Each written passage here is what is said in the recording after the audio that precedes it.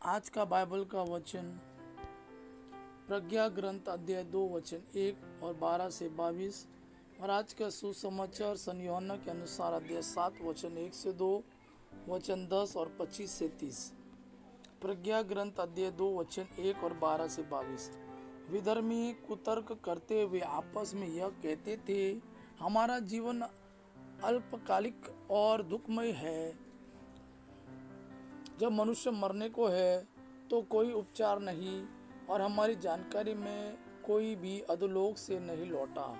हम धर्मात्मा के लिए फंदा लगाए क्योंकि वह हमें परेशान करता और हमारे आचरण का विरोध करता है। वह हमें संहिता भंग करने की कारण फटकारता है और हम पर हमारी शिक्षा को त्यागने का अभियोग लगाता है। वह समझता है कि वह ईश्वर को जानता है और अपने को प्रभु का पुत्र कहता है। वह हमारे विचारों के लिए एक जीवित चुनौती है। उसे देखने मात्र से हमें अरुचि होती है। उसका आचरण दूसरों जैसा नहीं और उसके मार्ग भिन्न है। वह हमें खोटा और अपवित्र समझकर हमारे संपर्क से दूर रहता है। वह धर्मियों की अंतगति को सौभाग्यशाली बताता और शेकी मारता है कि ईश्वर उसका पिता है। हम यह देखें कि उसका दावा कहाँ तक सच है।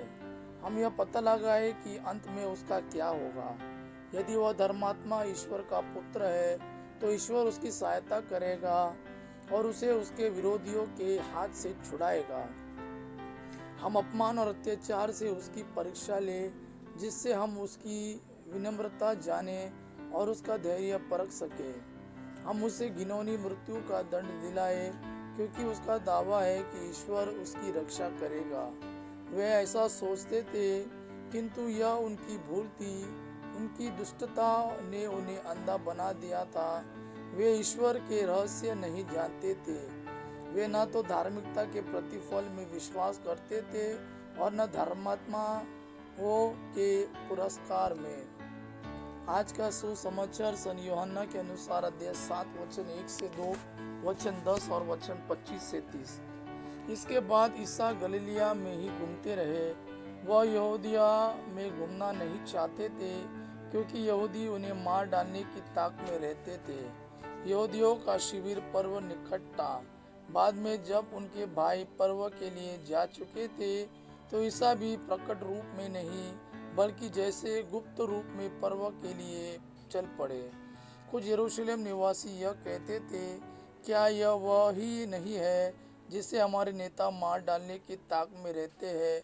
देखो तो यह प्रकट रूप से बोल रहा है और वे इससे कुछ नहीं कहते।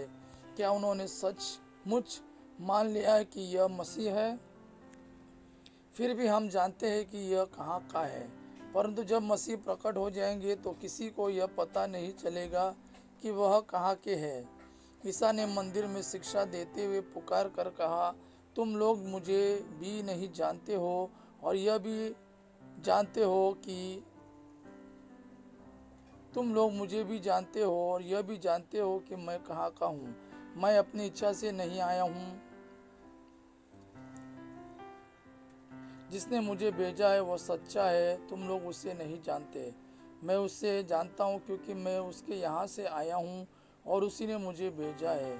इस पर वे उन्हें गिरफ्तार करना चाहते थे, किंतु किसी ने उन पर हाथ नहीं डाला क्योंकि अब तक उनका समय नहीं आया था। यह प्रभु का वाणी है। प्रभु को धन्यवाद। अब्बा पिता की महिमा और पुत्र यीशु का प्रेम आप पर सदा सर्वदा बना रहे। आमीन।